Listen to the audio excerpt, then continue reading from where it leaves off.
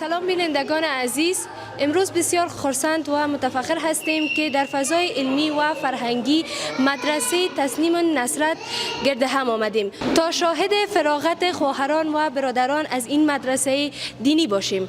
با ما همراه باشید تا از جزئیات ارزشمند این برنامه و محتویات آن آگاه شوید.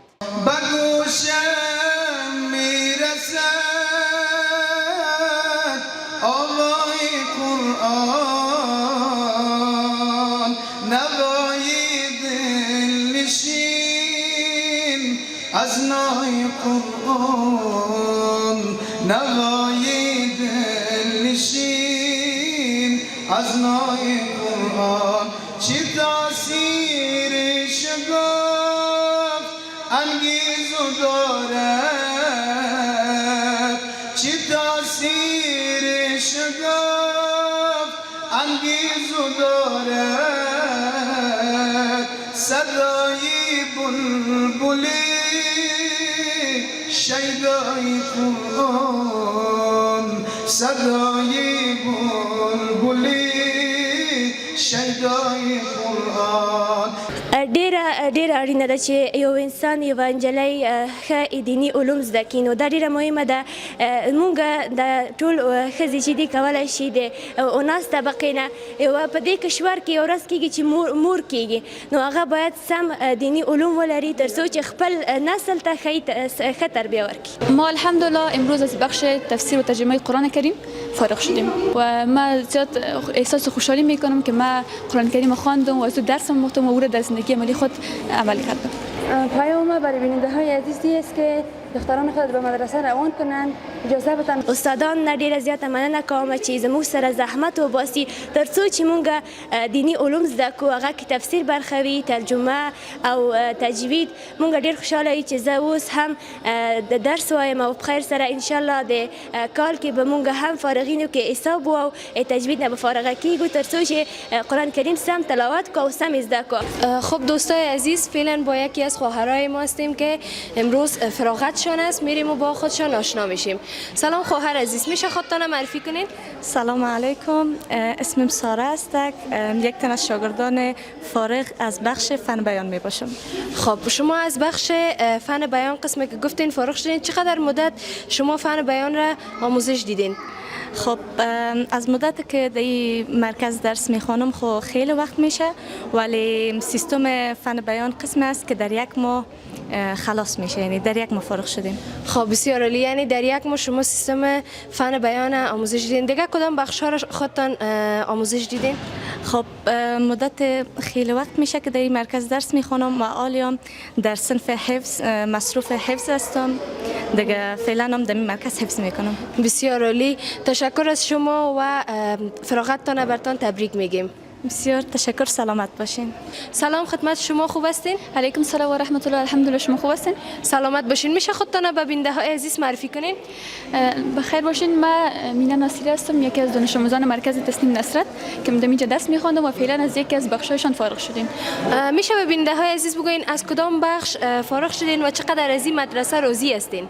ما از بخش ترجمه و تفسیر قرآن کریم فارغ شدیم و از این مدرسه ما از هر نگاه راضی هستم، از نگاه استاداش، از نگاه ادب و نزاکتی که در این مرکز رعایت میشه، از هر نگاه تعلیمی و تربیتیش، از هر بخشش الحمدلله راضی هستم. خواستان از مردم عزیزی که شما را تماشا میکنن چی است که آیا اونا هم اولادای خود، دخترای خود اجازه بدن به مدارس؟ ما از هموطنان عزیز خود از خواهان هستم که الله هم به طول وقت قرآن کریم نازل کرده به این نکرده فقط از روی خوانده شود. شما فرزندانتان بفرستین که بخوانن، یاد بگیرن و از درس حاصل بکنن. خیلی ممنون خواهر عزیز. خیلی سلامت باشین. میرسد آقای قرآن، نوای دل نشین، از نای قرآن نوای دل نشین، از نای قرآن. استاد بزرگوار صاحب شد تانستن چنین زمینه‌ای را فراهم بکنن برای بزرگوارا که تانستن به دستاورد بزرگ برسن. سرزمین افغانستان سرزمینی است که همیشه نخبه‌ها و دانشمندان و شاعران از اینجا ظهور کرده، اما قدر این سرزمین را ندانستیم، نفهمیدیم. ما بازم در گام آخر با تک تک شما خوبان تبریک میگیم و امیدوار هستیم که استوارانه چون اقبال الهی و این چون بزرگوارانی که کوتاه من اشاره کردم یاد کردم در مسیر قرآن و در مسیر ترویج فرهنگ بتوانیم استوارانه گام بگذاریم. قرآن عظیم شان کتابی است که 14,500 سال قبل برای جهانیان پیغام دارد. انا نحن نزلنا الذکر و انا له لحافظون. جهانیان، ملت ها، بیارید کتابی را که محفوظ باشد، بیارید کتابی را که دست نخورده باشد، بیارید کتابی را که تحریف نشده باشد. جهان مسیحیت امروز نمیتوانند با کتابی که در دست دارند افتخار کنند. جهان یهودیت امروز نمیتوانند با توراتی که در دست دارند افتخار کنند. جهان مجوسیت امروز نمیتوانند با کتاب خود ساخته خود افتخار کنند. اما ملتی هست در جهان، اما مسلمان این افتخار را دارد.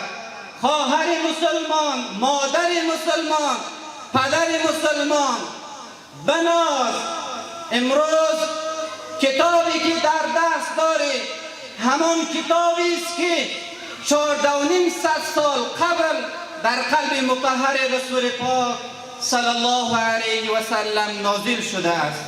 قرآن کتابی است که هدی للمتقین، قرآن کتابی است که هدی للناس، قرآن کتابی است که هدی و موعظه، قرآن کتابی است که هدی و شفاء لما فی الصدور، قرآن کتابی است که لتخرج الناس من الظلمات الى النور.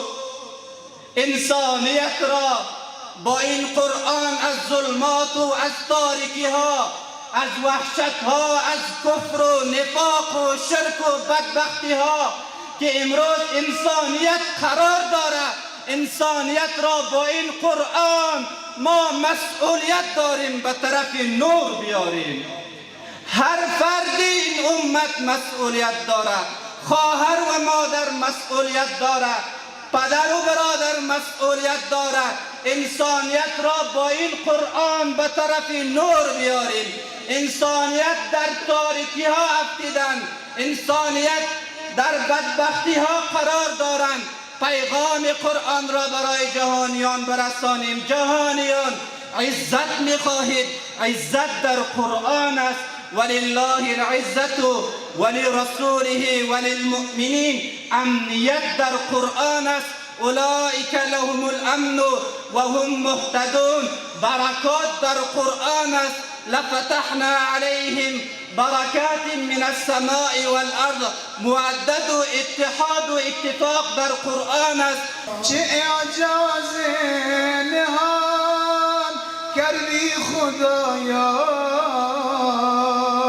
چه اعجاز نهان کردی خدایا در این آیات والای قرآن، در این آیات والای قرآن. به گوشم میرسد آوای قرآن، به گوشم میرسد آوای قرآن. صدای دلنشین از مای قرآن. دوستای عزیز، این بود برنامه امروز که به شما تقدیم کردیم. برنامه بسیار پرمحتوا و بسیار عالی که از فارغین دخترخانم‌های خوشقلب و با خدا بود و از شما بیننده های عزیزم خواهش به عمل می آید که فرزندان خود را در راه قرآن اجازه بدین تا باشد یک جامعه اسلامی و با ترقی و پیشرفته داشته باشیم. این بود برنامه امروز ما. شما را به خداوند یکتا می‌سپاریم تا برنامه بعد. خدا حافظ و نگهدار شما.